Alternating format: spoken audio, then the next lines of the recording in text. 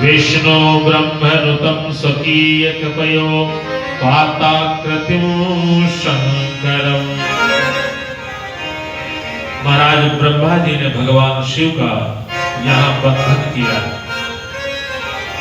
ब्रह्मा जी कहते हैं वंदना करने से जिनका मन प्रसन्न हो जाता है, जिन्हें प्रेम अत्यंत प्यारा है, जो प्रेम प्रदान करने वाले हैं, पूर्णानंदमय हैं, भक्तों की अभिलाषा पूर्ण करने वाले हैं, संपूर्ण ऐश्वर्यों के एकमात्र आवास स्थान और कल्याण स्वरूप हैं, सत्य जिनका श्री विग्रह है, जो सत्यमय है, जिनका ऐश्वर्य त्रिकाला बाधित है, सत्य प्रिय है एवं सत्य प्रदाता है, ब्रह्मा और विष्णु जिनकी स्तुति करते हैं, ऐसे स्वेच्छानुसार शरीर धारण करने वाले उन भगवान शंकर की मैं वंदना करता हूँ।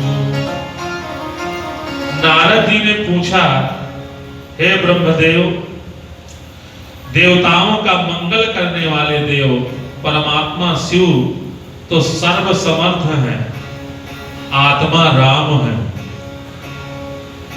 जिस पुत्र की उत्पत्ति के लिए पार्वती के साथ विवाह किया था, उसके वह पुत्र किस प्रकार उत्पन्न हुआ तथा तारकासुर का वध कैसे हुआ, मुझ पर कृपा करके हे ब्रह्मा जी उस प्रसंग को सुनाइए।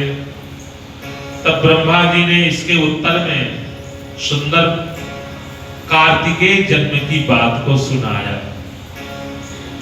महाराज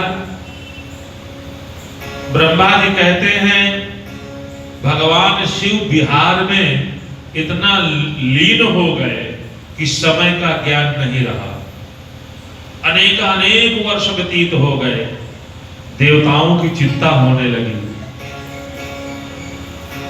देवताओं ने कहा कि अगर ऐसे ही भगवान शिव बिहार में रहेंगे पत्नी के साथ तो पुत्र कब पैदा होगा।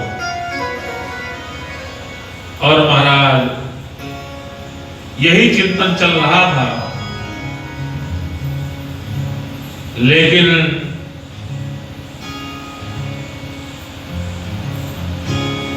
एक समय पार्वती मां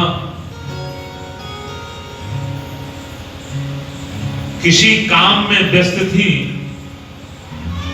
कि भगवान शिव का तेज कैलाश से नीचे आया, लेकिन उस तेज को धारण कौन करे, किसी में सामर्थ्य नहीं थी। और वह तेज गंगा जी में आया, लेकिन गंगा जी भी धारण नहीं कर पाई। तो गंगा जी ने किनारे बहा दिया, तो सरकंडों में वो तेज निहित हो गया। कृतिका आदि 6 स्त्रियां गंगा स्नान सुबह सुबह जाती थी। ऋतु काल के बाद वो पवित्र होकर गंगा स्नान जा रही थी। तो गंगा में स्नान किया तो वह भगवान शिव का तेज उन 6 स्त्रियों के अंदर प्रवेश कर गया। वो 6 की 6 स्त्रियां गर्भवती हो गई, लेकिन वो भी धारण नहीं कर सकी। तो निकाल करके पत्ते में रख, जैसे रखा वैसे ही वो पुत्र रूप में परिणित हो गया, जिसके 6 सिर थे। 6 माताओं ने धारण किया तो 6 सिर हो गए। महाराज इस प्रकार से वो 6 स्त्रियां उस बालक का नाम रखा कार्तिकेय। क्या रखा? बोलो कार्तिकेय भगवान की, जो भगवान साक्षात शिव के समान ही थे। और वो कार्तिकेय भगवान को लेकर के क्रौंच पर्वत पर चली गई। इधर पार्वती को बहुत भयंकर क्रोध हुआ कि मेरे बगैर भगवान शिव का तेज धारण किसने किया। तो काली का रूप धारण कर लिया, जल्दी बताओ। तब सब देवता उपस्थित हुए और मां भगवती की आराधना करने लगे। कहां है वो तेज? तब क्रौंच पर्वत बताया गया।